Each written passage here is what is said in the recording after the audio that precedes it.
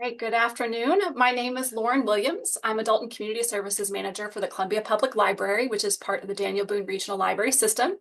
Welcome to today's Lunch and Learn, where we will be hearing from Charles Stephenson II, Executive Director of Powerhouse Community Development. Today's Lunch and Learn is co-sponsored by the Library and the League of Women Voters of Columbia, Boone County. Before we begin our program, just a couple of Zoom housekeeping items. We'll be using the chat feature of Zoom for questions today. So you should see that chat icon. It looks like a speech bubble, and other tools at the bottom or the top of your screen if you're on a computer. If you're on a tablet or a smartphone, to view the chat, you may need to tap in the middle of the screen to have those tools or menus appear. We are recording today's presentation, so it will be available in the next day or two on both the League's YouTube channel and the library's YouTube channel for future viewing. And now I'd like to welcome our moderator, Barbara Hoppy with the League of Women Voters of Columbia, Boone County. Thank you, Barbara. Thank you, Lauren, and thank you to the Columbia Public Library for co-sponsoring this and being able to shift to Zoom on a snowy day. I'm really pleased today to introduce Charles Stephenson II, Executive Director of Powerhouse Community Development and Senior Pastor at Powerhouse Ministries. He will share information about this organization, which engages, educates, equips, and empowers Boone County and other communities in Missouri. Their programs range from food to recovery support services to parenting and GED classes. And this is the group that also has taken over the Everybody Eats Thanksgiving program that Almeta Creighton started 25 years ago. So welcome, Mr. Stephenson, and we look forward to hearing so much about you and your program. Great. Good morning, everyone. I am excited to be here on this Zoom call today. I know everybody's probably bundled in at home and everything. Getting up this morning was probably a challenge since you're at home, but I'm glad to be able to share this. I'm honored to be a part of Columbia. I moved here about 4.5 years ago, and I've been a resident since. And so I'm excited to be in this great city. And it's been a wonderful experience. And it's had its highs and lows, but it's definitely been a wonderful experience to integrate into this community. There's so many great agencies that do such great work and organizations in this city. And I was just amazed coming from a little town of Marshall, where it's like a one-horse pony town. And to be able to be here, amen, to see so many different people working collectively to empower their community. So with that being said, we'll get started. Presentation, hopefully about 20-25 minutes. I'm going to try to condense it. I am a preacher, so I've been known to talk a lot, but we're going to try to contain the conversation, commit time at the end to be able to address any questions that you all might have. As they stated, I'm the Executive Director of Powerhouse Community Development Corporation. It was founded in 2008. We've been doing community outreach work for over 17 years. We started in the city of Marshall, and then in 2010, we opened up a satellite office in Sedalia. In 2013, we opened up a satellite office in Versailles, Missouri. In 2019, I believe we came here to Columbia in the midst of COVID and was challenged with feeding the community. And I'll tell you a bit more about that, our feeding program. But with school being out, we ran a summer food program, and we were asked to feed the kids at home. And we did over 2,000 meals a day for a little over a year, going door to door. And it was quite a challenge in the winter, meeting the needs, but we were able to keep the kids fed. And then in 2022, we opened up office in Mobley in Randolph County. I'm also a senior pastor. I've been pastor for over right at 24 years. It's amazing. The job before this, I never kept over 6 years. Always transition. And when I got to my 6 years of pastoralship, I got a little worried if this is something I really wanted to do, is what God wanted me to do. But I've been here 24 years, and I'm really excited about the work I do on both fronts. We're going to begin the day as we move into the next slide. Just kind of share a little about our agency. Our mission is to, may I go back? I want to speak volume to the first slide. I'm sorry. They had it on the first slide, to engage. We have a thing that says engage, educate, equip, and empower And those 4 E's are essential in all the work that we do because we meet people where they are. A lot of times when you do an outreach service, you have to have enrollment standards for people to come in, but we try very, very hard, even though we've got enrollment standards to bring people in our program. We know people are at different reading levels. They're at different mental health levels. And so our programs are designed to be able to adapt to provide service to those individuals. Some individuals come to us, they're unable to read, so they cannot do their intake by themselves. So we do them with them. You know, they're not computerly challenged, and we do that part of the work with them. A lot of our clients are challenged with connecting to resources, so we do that with them. And so we try to engage them at whatever level they are based on our first assessment. Then we begin to educate, provide information. And then after we provide educational, because sometimes you can give people resources and they don't know how to handle resources. And we believe that's important to teach people about reciprocity in this process. Equip, provide the skills and the resources and the trainings for them to be successful, all in efforts to empower them that they can take charge of their own lives. This brings us to our mission, which is to strengthen individuals and families by providing services that improve the quality of life. At the end of the day, everyone wants to live a better life. Even people that make bad choices, a lot of time, from their perspective, they're trying to make decisions that's going to move them toward the lifestyle that they want. A lot of times they don't realize the consequences of the choices, but at that time they're in survival mode and they're making choices based on where they are instead of where they want to be. And so our mission is to strengthen individuals and families, give them the resources, the skills that they need, and the training in some cases to be better citizens. And we do that through providing different services. When we started, we were just looking at working with youth. But as we began to work with youth, we realized there's a lot of single parents out there that were striving to raise their kids. 42% of the most impoverished families are single parent households. And there were just a lot of mothers that wanted their kids in service and program, but they didn't have accessibility. They had no form of transportation.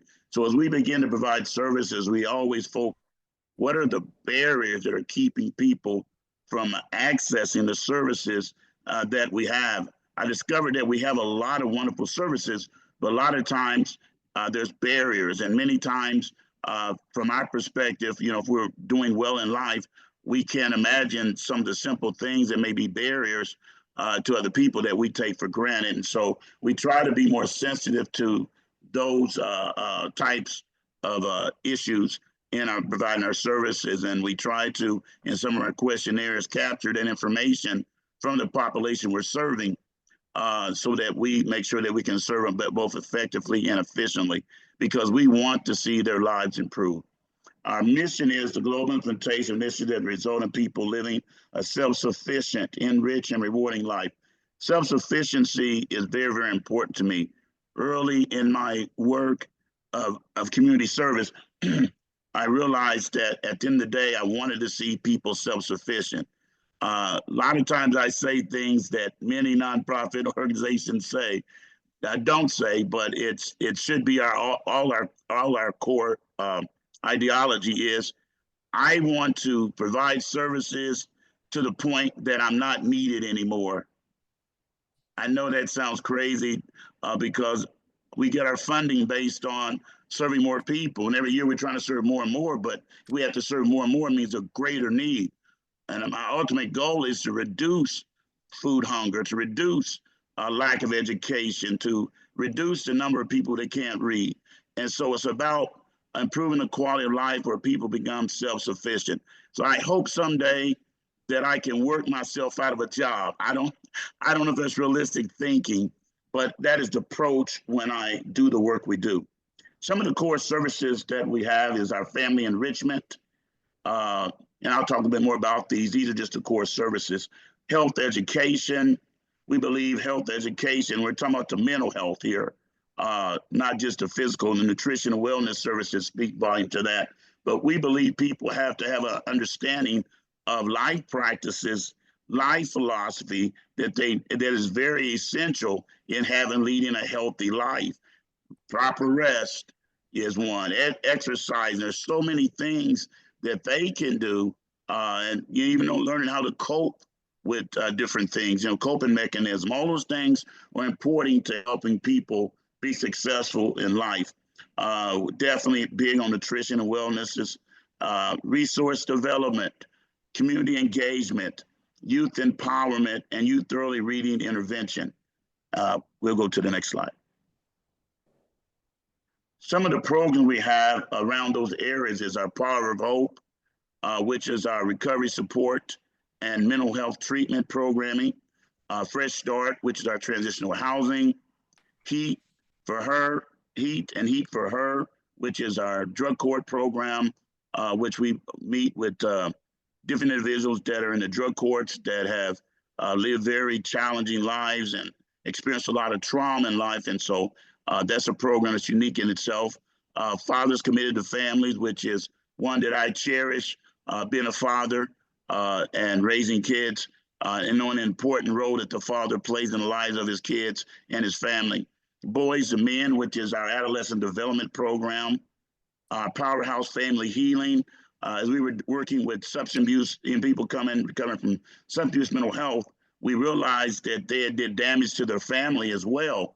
And a lot of times they're going back home trying to engage their family, and the family's not healed.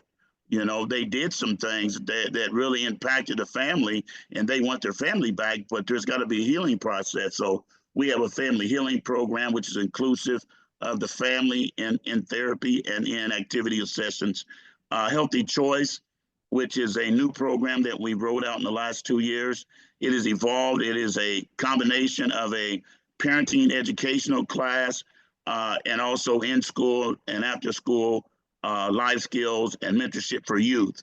As we were working with youth, we decided that it's necessary in many, many cases to assist and work with that single mother who's doing all she knows how to do to provide for children.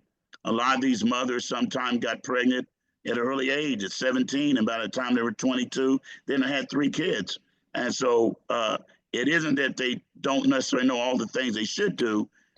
They're broken. A lot of these girls have gone through trauma themselves and need healing. And so we've created a parental education, a parental programming that assists them with parental assistance in not only training and parental, but even coping skills, how to deal with their own trauma. And so it's pretty extensive, and I'll talk more about that as we get to that section.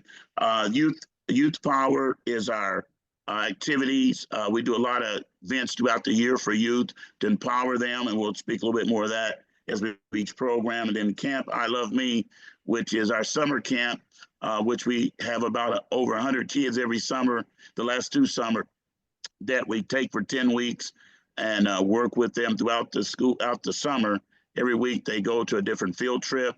During the daytime, we do educational enrichment and activities. And I'll talk a little more about that too when we get to that section. And then we Feed Families, which is our congregation and non-congregational food programming. We'll go to the next slide. Power of Hope is our recovery program. Right now we work with about 850 to 900 individuals a year coming out of the penal system. Many of those are coming out back to our communities.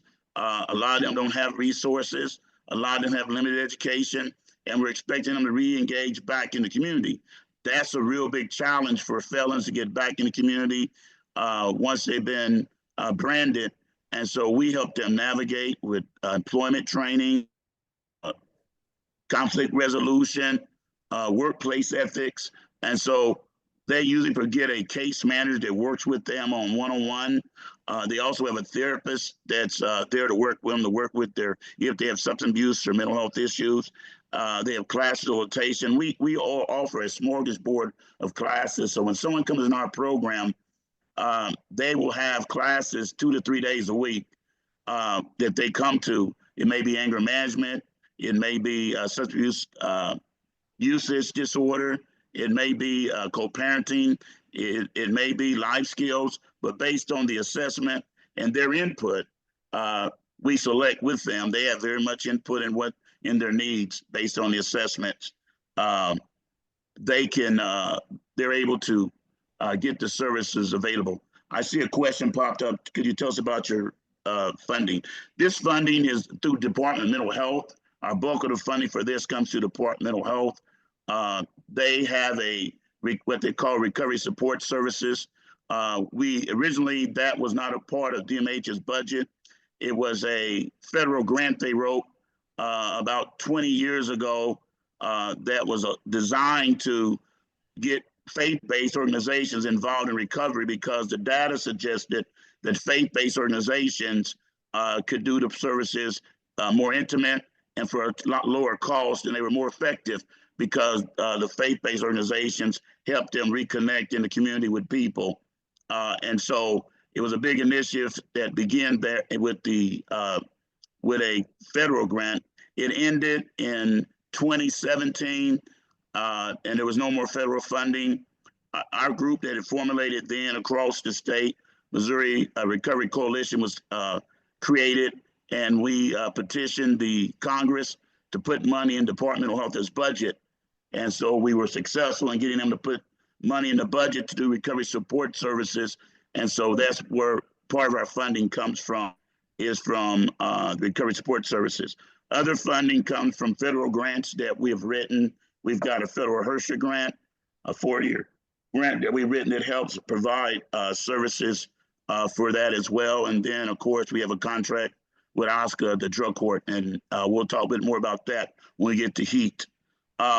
But this is a unique program. A lot of time people get treatment, especially in rural community. They have to leave the community to go get treatment, and then they come back to the community, and there's no services to keep them engaged. And so the only things there is the same traps and triggers they had before. And so we really work to put these recovery support centers in some of the different communities. So once they're finished with treatment, they have entities there that are able to help them navigate for the next 6 months to a year or even longer.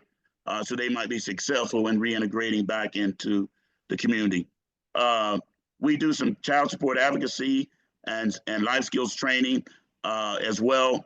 We are a certified, what they call it, we're a certified center for people who has on supervised visitation. So if someone has supervised visitation, we have space in our building that's been certified by the state. They send them there, and we monitor while they engage their children.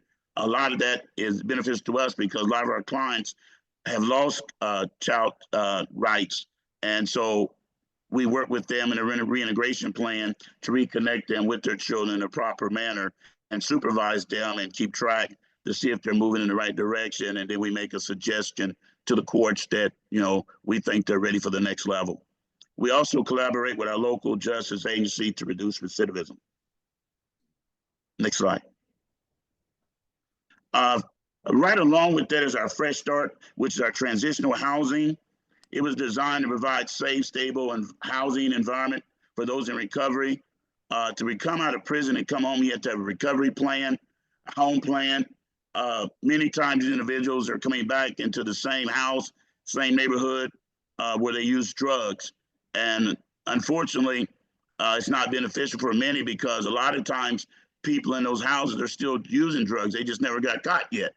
And mom's still drinking, just never got caught yet. It hasn't been determined that she needs help. And so having a safe place where they can come after they've been locked up and made a decision that they want to improve their quality of life, housing is very, very important for those returning from the penal system. Some don't have as broken all relationships and bridges and can't go back home, so they have nowhere to go. You'd be surprised the number of people that are held up in prison after they've done their time because they don't have a home plan. And so there's people who have been in prison 3, 6, 7 months longer because they don't have a home plan. And some of the state facilities don't have a bed available. And so Fresh Start is a NAR certified transitional house, part of the MOCRIPS brand. I think across the state, we got some 8,000 beds available for ex-offenders for men and women. And we've seen such great success rates with these individuals coming out into a structured environment, giving roles, responsibility of finding employment, going to classes, helping them build their life step by step, stage by stage. And we've seen it be very beneficial to many who would have probably came out and returned to prison within 3 to 6 months. I'll talk more about the food toward the end too, but we provide many resources for the individuals. And what we have done at Powerhouse is it started out providing these services for those in our program, but because of the connections we've made and relationship we built, we began to get more food, more clothes, more stuff from Amazon than we could needed. And so we just began to share it with the greater community. This is still aimed to reduce recidivism and foster long-term stability. Next slide. The next program is our HEAT and our HEAT for Her. This is Habilitation, Empowerment, Accountability Therapy. And it's been very effective with minorities and with women. One of the reasons it has been is that cognitive behavioral therapy is built on the premises that was mostly objective. All the research was done with heterosexual white men, and so there was no research done with women or minorities. And so it was never tested to validate, is just used. But what they're finding in therapy is that habilitation, empowerment, accountability therapy takes into consideration not only objective, it's subjective. And what we've discovered is that people who've been marginalized, people who've been abused, they need to speak about their hurt. They need to be able to talk about their struggles. And same thing with women. Women love to communicate. And so this therapeutic process says this: if you plant an apple seed, you should not expect oranges. I just said something right there. You know, you don't plant an apple seed and expect oranges to pop up on the tree. So how can we expect these individuals to live in poverty, to live in discrimination, to live in high crime neighborhoods and violence, excessive batter and abuse, and be normal? That's just not a reality. And so what this therapy does is say, hey, how was your experience?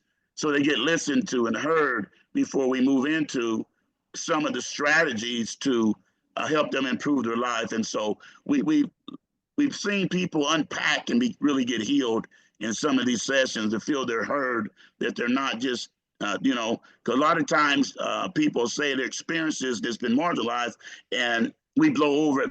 Okay, don't worry about that, move on. Well, they can't, they're broke there. And so this therapy takes time to really listen and to really help them navigate at their rate through some of the hurts, some of the brokenness, some of the pains that they've experienced in life. And even though it was developed originally for Afro-American men, it has expanded. We've been so successful with this in the Boone County courts. When we started working with Boone County courts, only 9% of minorities graduated, of any race, graduated drug court. We were selected as a pilot, working with Commissioner Clevenger, who I take my hat off to, has done a great work getting engaged in these services and learning and providing all the resources that we could need to be successful. They gave us 30 individuals for 14 months. They had to go, it's a long program, 14 months without any recidivism. And we were able to graduate 26 individuals out of 30, 88.9% efficiency rate, which led the nation. And the 13th court, along with Powerhouse, received an award at the National Drug Conference in Washington, D.C. for leading the nation in success rate. So this has been very effective. It has also worked with impoverished Caucasian people. So it's really a marginalized program to allow people to be heard. And I want to say it that way because sometimes we just tailor it to an ethnicity when it really should be tailored to a culture, and so it's more of a cultural perspective. And so they've seen it be effective with the younger millennials between the ages of 18 and 40. This therapy works better than any therapy they've seen. As you can see, some of the reduction in court calls per $1 that is spent in the first 2 years is a $202.80 return. In the second year, you see it's about a 1-to-6 ratio. And so we have high retention and graduating rates and improving treatment outcomes and community reintegration. Next slide. I'm trying to move a little fast. We've got so many programs at Powerhouse. It's been every time there's a need and no one's providing the need, we create a program, because if someone else is doing a program, we try to partnership and refer people there. But if no one is doing the program, or the program that exists is not available for the client we served, and we create a program. We had a situation where in Marshall one time where they were doing GED and we were supplying individuals, but it only was in the daytime hours. And so individuals started getting employed and they couldn't go to GED and work at the same time, but they were ordered by the court. So we created a GED program in the evening for those that couldn't go in the daytime. So a lot of time people ask why you have so many programs. So that's why we have so many programs, trying to meet the needs of the clients that we serve, the 900 individuals plus those communities that come into our program. Fathers committed to families is again what I cherish more than anything, because I feel father absent is at the core of the social programs in the United States. Matter of fact, most social programs exist or existing because fathers not engaged in the family's lives. When the father's engaged in the family life doing what he's supposed to do, the family rises above the poverty level and they're not even accessible to some of the services they are now. And so we strive to help fathers be committed and get back in the lives of their family. Some of the key statistics here is over 2.2 million US fathers raise children in single parents household. Okay, that sounds good, but 19 million kids live without a father in the household. 52% of Americans' kids grow up without a father figure in the house. And here you can see 17% of the custodial parents today are fathers. So there's a lot of fathers who are being good fathers with their children, because we're seeing, and I don't know if a lot of people realize this, the number of women going to prison has increased dramatically.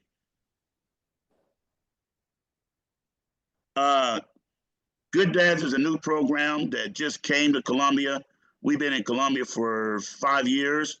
They run a program. I think the difference between ours and Good Dads is more of a class.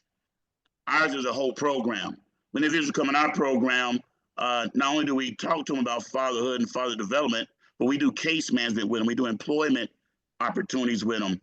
We re-engage relationship do co-parenting class with them and the parent and the other mother. So we do a lot of programmatic work around that. The other thing that we look at, we do a thing called male development.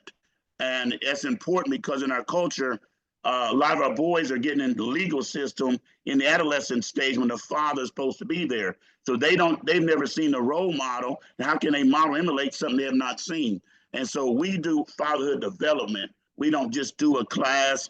And our curriculum is designed for those fathers and those kids who have not had a father. Good Dad's curriculum is more designed for fathers that just want to be better fathers. But we're talking about men that don't have a clue what father looks like, never had a man role model in his house, and they need men mentors all around them to help them understand what a man do. First thing I ask when a man come in my class is, do you love your children? Raise your hand. And they raise their hand. I asked them, would you die for your children? And guess what they all do? They raise their hand. I said, I got one more question. Will you live for your children? I don't need you to die. I need you to stay in the game. If it means being Bobo the Fool, if it means working 2 jobs, if it means putting up with Big Mama, are you willing to stay? Are your kids that important to stay in their lives? So we don't just do a class. We walk with them. A lot of them in our program end up, they may not be able to see their kids for the first 3 months, but we're talking to them about the things they need to do to see their kids. Sometimes they have really hurt that lady, and we talk about, you got to make amends with that woman. That's that child's mother. We teach them to love that child's mother just like they love their child. And so we do a lot of programmatic work. I hope this explains, I hope I'm answering your question. This explains the work we do. Also, we are Powerhouse is from Family Support Division, Children Division, we are the recognized agency by the state of Missouri. They selected us. There was a process, and they selected us and gave us the Central Missouri region. So this is the region assigned to us by the state to provide fatherhood and growth fatherhood programs throughout Central Missouri. Thank you for asking that question. But they do good work. I don't want to, anybody's doing the work and help these fathers improve is on the right track. We're just a little bit more intense. And I think you can hear that in my voice. I hold men accountable. I hold men accountable. Amen. I hold men accountable. I was teaching them the other day, before you even think about getting a relationship with a woman, you need to get a job. You need to have a home. You need to have those things before you get a relationship. You don't wait till you say, I'll get them later. But no, you get them before. You ought to have that already before you get in. You're not ready for a relationship if you ain't got a job. I'm just strong on that. If you ain't got your own home, don't bring them live with your mama. You need your own home. You can't move in with them. You can't move in on a woman. She's on Section 8. You need to get a place. You need to stand up and be a man. So I'm very strong on that when it comes to father. And I produce strong men. I do. I'm just telling you, I produce strong men. Let's move on. I'm going to keep moving.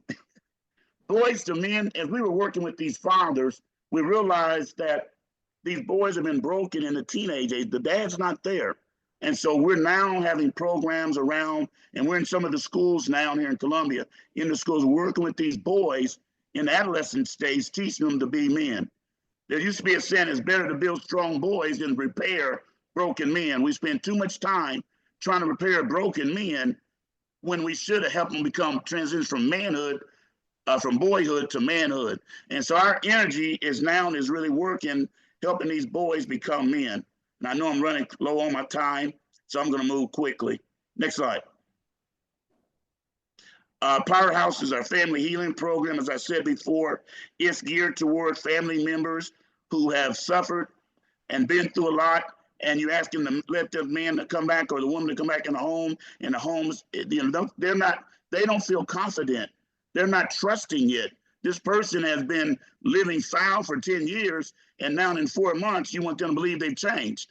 And so we have to work with that family to bring healing and processes so that they can have a pathway, or even if there is a pathway, for them to come together. Some of the healing might mean they come back together and live together as a family, and sometimes it means co-parenting, and so we don't push it. He's got to come back home.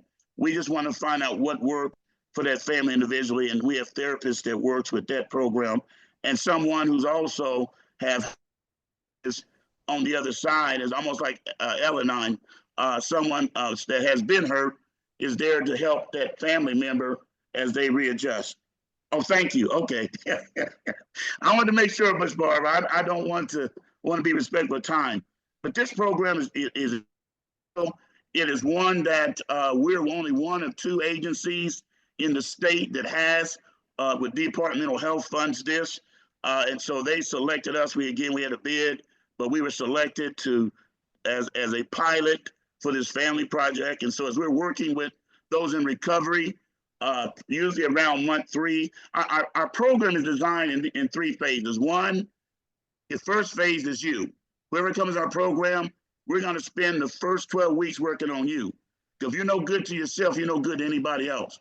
We've got to help you get it together. We got to help you come to grips with your past and your hurts and brokenness. Phase 2 is now we want to reintegrate them with their family. So in phase 2 is when we include the family healing process, where now you interact with your family, begin to engage with them. We talk about how it's going. I think that's the thing I like best is they're given weekly initiative, and they may come back and they're supposed to have a family outing. We want to know how it went.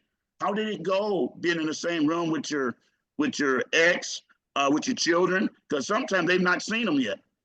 And we want to know how it went. The pros and cons, having a family healing, we're now able to ask the lady, how did it go? How do you think it went? So it's just not taking the person in our program's perspective. We're looking at her perspective. She's being heard too as we reintegrate. And if she feels comfortable in the same setting is important to us. We're not going to just push her in on him. We want her to feel comfortable because this is therapy for her as well. This is we're just really starting this the last year and a half, and we're really beginning to see this area begin to grow more and more and more. And so We even in this family healing, we've had individuals who they may not be reconciling with their mate, but they yet need healing from what happened to them with their mate. And so and their children needs it. And they're seeing some of the same tendencies in their children that was in their mate, and they're concerned about it. This is really a powerful healing session with some awesome topics. Let's go to the next slide. Healthy Choice is another program. It's twofold, as said. One part is we're in the schools. Again, we started this with the Children Division. Department of Social Services had wrote a federal grant, and there was 10 awards, and somehow they were successful in getting 2. One of the classes was designed for in school for 7th, 8th graders, and it was designed to build leadership qualities in kids. And then our high school program is Parenthood Can Wait, where we're trying to work with kids and discourage or encourage not getting the lack of pregnancy early in their lives, and talks about goal setting. And it really is a real good curriculum, interactive curriculum with them in the school. And so we've been successful in going into the schools in Columbia, in Marshall, and Slater, Booneville. So we're in the schools with both of these programming, and it's been amazing. Just recently, this last year, the elementary school wanted us to do a prevention with them with this. And so we went into the elementary school, Alpha Hart, Lewis, and it's been phenomenal. They really love it out there. We're actually getting ready to go in our 2nd elementary school, because we're seeing the work needs to be done in prevention and intervention if we're going to really slow down or stop teenage pregnancy, community gun violence with youth, and give them a pathway to success. We need to do that in the prevention and intervention area, which is our early childhood and adolescent stage of development. By age 7, and some of you all probably know in this field, 70% of the brain is already developed.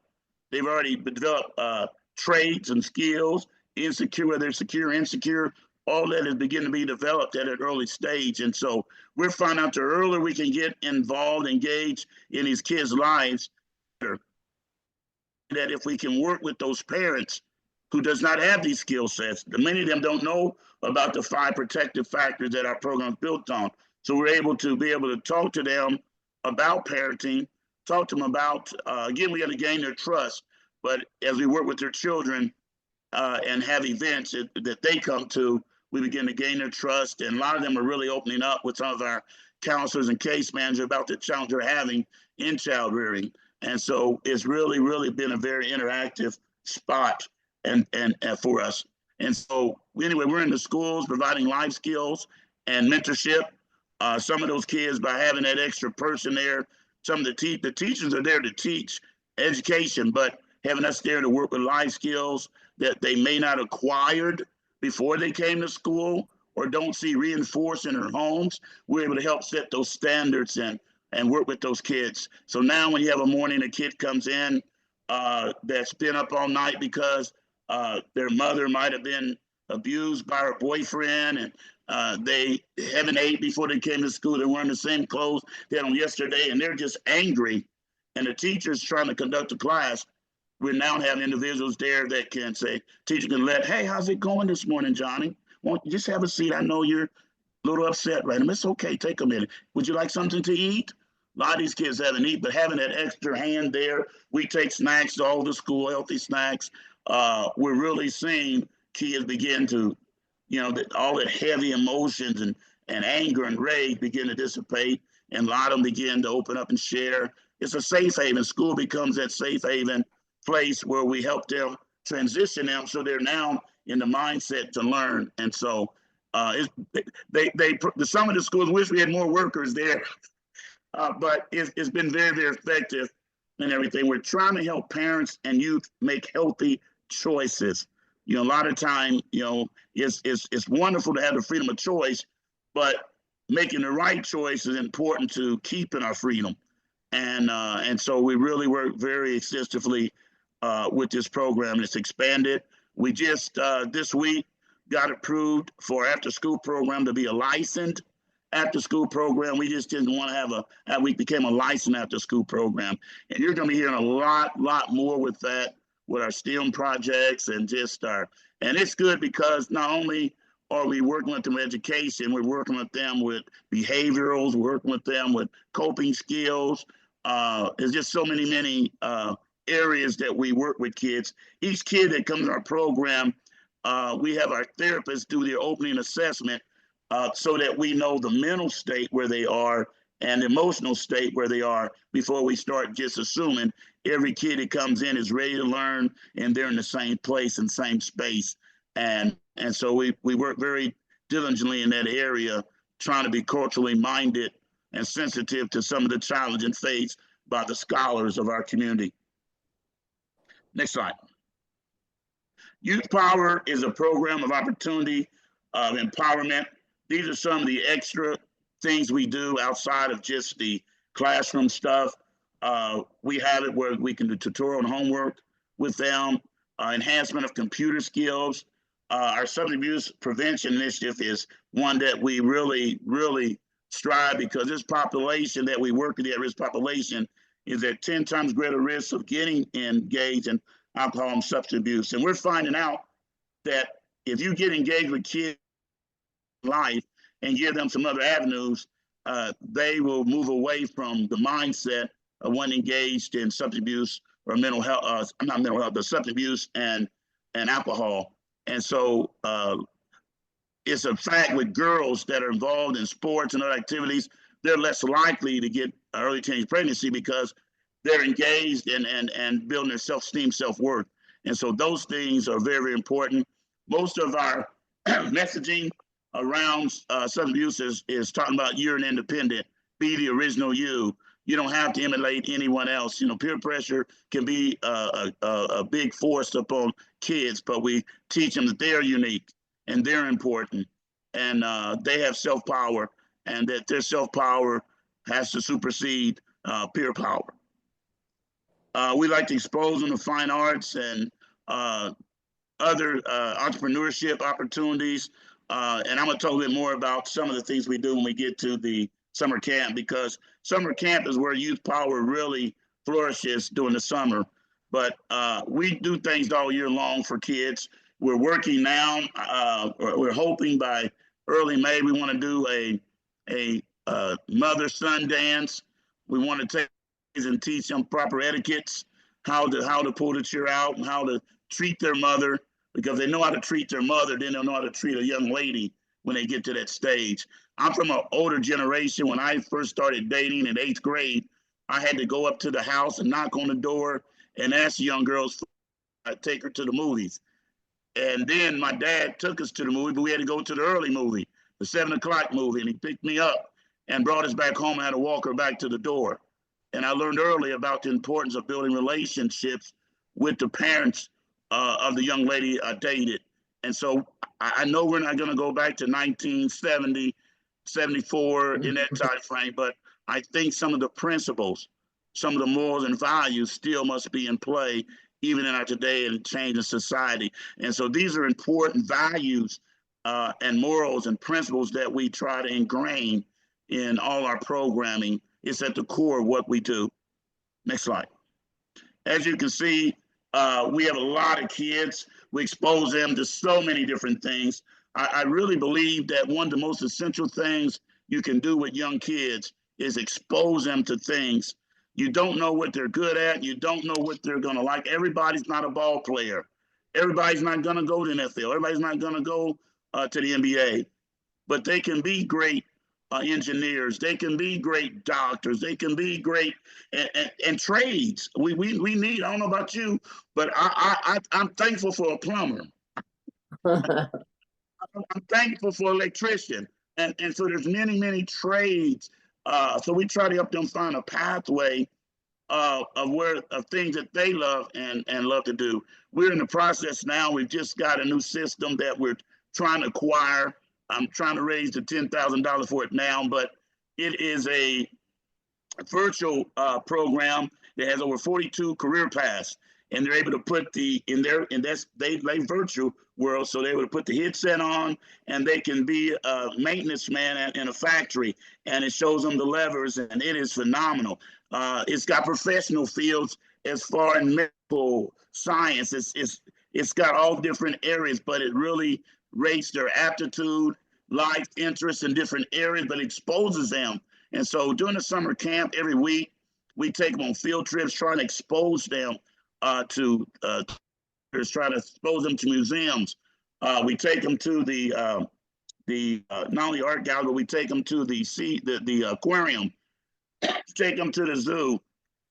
Last year, we were fortunate to partnership with the Missouri Conservation Department, and many kids had never. We went out to their nature school. We were actually the first group so I tell them we were the pilot before they rolled out with schools last fall. We were there this summer, and they opened it up for us, and so they did educational classes out there about different natural plants, and the kids were able to go canoeing, fishing. Some had never shot archery, never did a hike or field. So they got exposed to nature. The agricultural team, they were able to go to work in the community garden. So we try to expose them to a wide range of areas. For me, these kids, they would have been locked at home in their neighborhood and gone nowhere. But we were able to take these kids all over, and it's just amazing. Some of the mothers were saying, even with the teenagers, says, I had to fight my kids to get them to go to school every day, but they had no problem getting up at 6 a.m. to go to camp. And she was just blown away how eager they were to get to a place. And we were structured similar to school. Even in the summer, we have educators that's on staff that work with kids who have IEP, that needs to do extra reading during the summer, writing. So we insert that in the morning session, slide out. Real unique system we have where they don't feel marginalized. They just go to another group, and then they come right back with our times table. And so it's been very, very, very efficient. I hope this summer, if any of y'all would like, please come over, see what we're really doing with some of these kids. It's been just amazing to see them engage in nature, and it was exciting to see a little girl catch her first fish. I mean, she was just see little boys and girls in the canoes, and it's just amazing the different activities they get to experience in the summer. Next slide. Oh, we provide meals, breakfast and lunch. We also are the summer food provider in the summer. We started out just feeding camp, but it grew and we feed communities. So we will work with Steve Hollis before he left office and his job. And Columbia only had like 3 sites. I think boys and girls fed there. They fed at the Armory or down at Douglas Park. And I think one of the Columbia Public Housing had a food site. But we were able to add 15 additional food sites in partnership with the parks, with the schools, in different parts of the city, some of the most underserved areas of the city, to have food sites. And so in the summer, we serve some 900 kids all summer long at those sites, breakfast and lunch and snacks at those sites. And at the camp, we do breakfast and lunch. We also feed some other daycares and stuff in the summer. We've been blessed with our partners with food. Department of Health and Senior Services is our funding source for some of that, but we were able to, our partnership with companies like Tyson's and Cargill's and ConAgra's, those big companies give us truckloads of food. We were blessed. We have a facility in Marshall called Maricode, a big food shipping company. They have about 200,000 square foot of freezer space, and they allow us to stack pallets of meat up in there. So we've got about 35 pallets of meat most times, of hamburger, pork chops, steaks, everything you can think of, chicken nugget, chicken strips. And so we're able to bring a lot of meat and resources into Columbia. We also have a clothing company out of Kansas that we go pick up Gaylord boxes full of clothes, truckloads full of clothes, brand new clothes. Some have, zippers, some need factory stuff redone. but we have people that are working the sticks, but most of them are in good shape. Amazon gives us tons of stuff. And so we have a warehouse here in Columbia that we store a lot of this at, and then we work with different agencies to distribute it throughout the community. But the We Feed Family program is been very beneficial. I wish I had more money for the food program. We actually don't have any funding for it. When we first came here, the city had a program under some ARPA money that we had for 1 year, and we were able to get started. But to bring that here, but the current date we don't. But I feel that if God gives me the resources, He'll provide the revenue to do what I need to do to get it out. So I just do that, and we just keep bringing the food, and we're able to keep getting it out to where it needs to go. We also partnership with the great agency, Central Food Bank, who's phenomenal in this community. And we work right hand in hand with them. They give us canned goods and other stuff, but the bulk of our meat comes straight from these corporations that gives us stuff. Powerhouse has, that is a loaded question. We have offices in 5 cities. We have right at about 48 full-time employees in all 5 cities. We have about 19 full-time in Columbia, and probably about 6 or 7 part-time. In the summer, when we do the summer food, we bolster up about another 40. So in the summer, we run probably 80-some employees. And so we are contributing to the economic stability of the city of Columbia with our massive payroll. And so we are contributing back in that way as well. Great question. But that's one of our great programs. Next slide. I think we probably got, just show you some of our partners here, and it's not all of them. Just like I said, we're still trying to update this. It'd be massive to put them all on there. I'm going to go to the next slide because I think the next slide, this is where I'm going to go. The other year, we were blessed to get some money from Congress to address the community violence and in our community. And we started a coalition called Unity in the Community with an objective initiative called Building Bridges Over Barriers. And as you see all the different barriers that prevent people from accessing a high quality of life. And what this group says is we know that these barriers are realistic, but sometimes we put so much focus on some of these things that we're not teaching people how to cope and adjust. Some of these things are never going to be a reality because some of these things has to deal with another person's heart. Some of these things can be a reality because they're dealing with skills. And so we believe that we've been working on these things, we continue to work on these things. But in the meantime, how do we get people that are on the left side of the bridge over to the right side of the bridge if there's no bridge? So people can't swim, there's no boat, there's no airplanes. How do we get them from poverty into a place where they are self-sufficient if there's no connectivity? And so what we decided to do, we must build a bridge of accessibility. And to do that, we have to have the engagement or involvement of the people who need help. And so what Unity Community says is 2 things. We must go into the neighborhoods to bring real change. We've been working with the schools, been working with Boys and Girls Club, we work with them in all their school programs, but at the end of the day, these kids have to go back home to these neighborhoods. If these neighborhoods have high crime, drugs, all flourishing, and we allow that to continue to exist, we're only going to have limited change.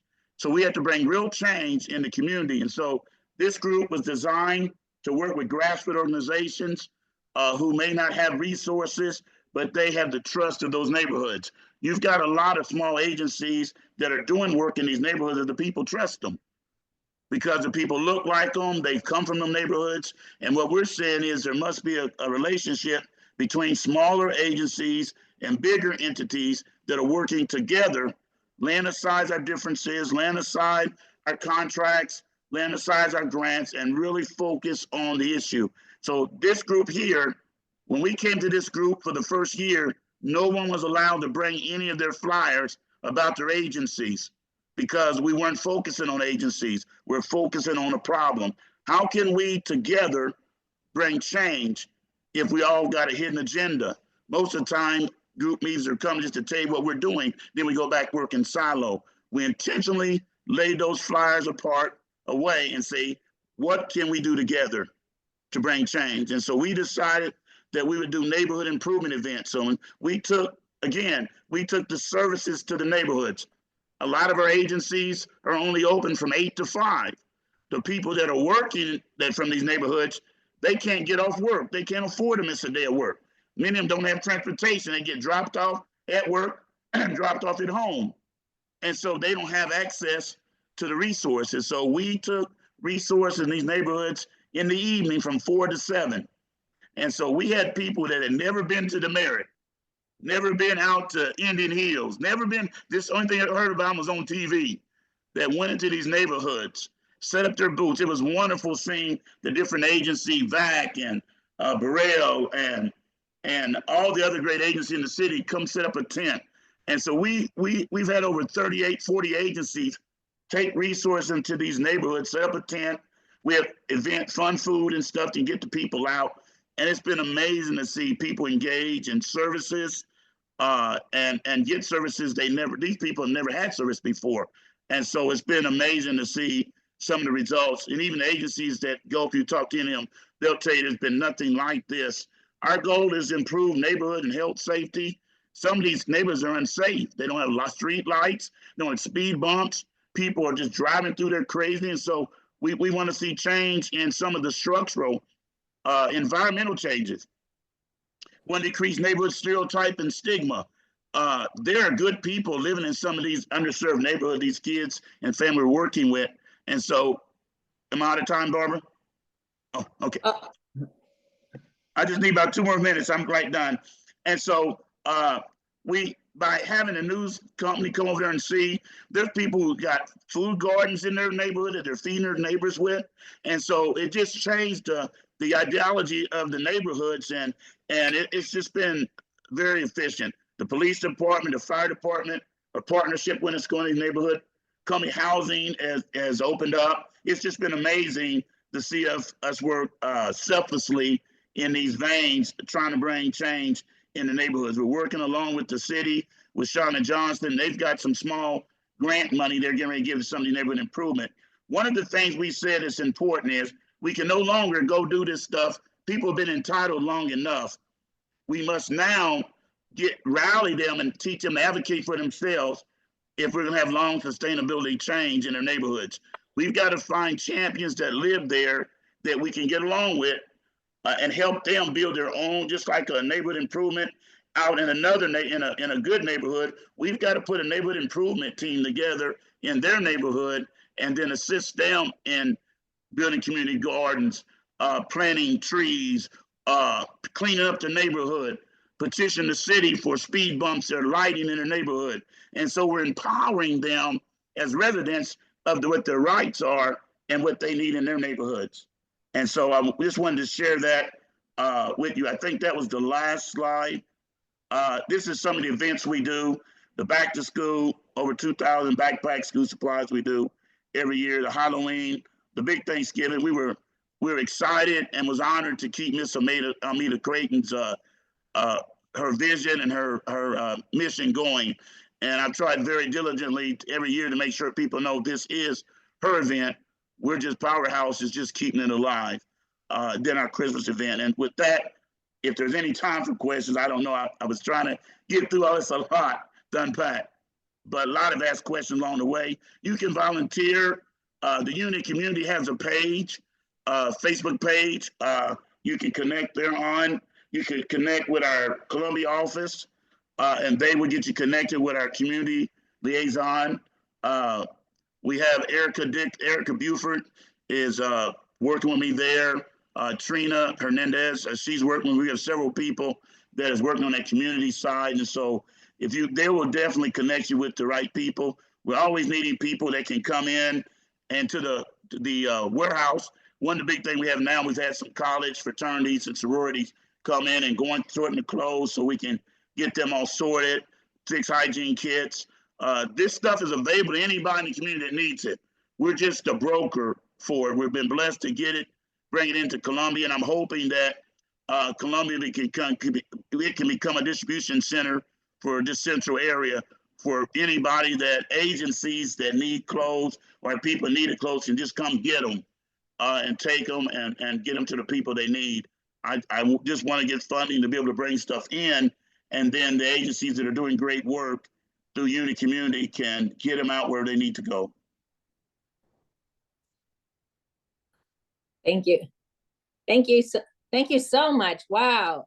Wow. What a bright light. And so much good you're doing. And I'm glad you shared how we can volunteer and donate. This has been really enlightening, and you've been such an extensive and effective program. It's really quite amazing and encouraging. So thank you for sharing that with us. And I'd like to encourage people to share the video, the YouTube video, to other people. There's a lot of people that have no idea, and we really had no idea about how extensive this was. So we really need to get this out to people to take advantage of the services as well as to contribute. So thank you so much. And then I just want to tell people that our next Lunch and Learn program is March 12th, and it will be on the MU Research Reactor, very different subject. And our speaker will be Uriah Orland, who's the Research Reactor Director of Communication. So we want people to tune in next month also. But thank you again, and just amazing work and such good understanding and interaction with the community. It's really impressive and laudable. Thank you. I just want to say thank you all for allowing me to share. One of the challenges we have a lot of times is that we do so many programs. It's like going to a smorgasbord. When you think of steak, you think going to steakhouse. Seafood, you think going to seafood house. But we do so many programs that sometimes some of the Pacific programs get washed in and included in, just washed in. And so, especially like with the fatherhood, we've been here doing fatherhood. We've got the we actually started a fatherhood diversion court. It's the third one in the state. And Powerhouse, that's how we came here. We came to Columbia because Judge Shaw wanted us to bring the fatherhood program here 5 years ago. And after we got it, we started doing other programs. And a lot of people got about the fatherhood program, but it's always at my heart, near and dear, because if we don't bring change with these kids, we're going to see what we see now in the next generation. And I really hope we can break that cycle. Again, thank you for allowing us to share. We're just honored the great opportunity and the work you all do as well. So thank you. Thank you. And thank everyone for listening. Thank you, Lauren, also on the Columbia Public Library. Thank Have you. a good day. All right. Take care.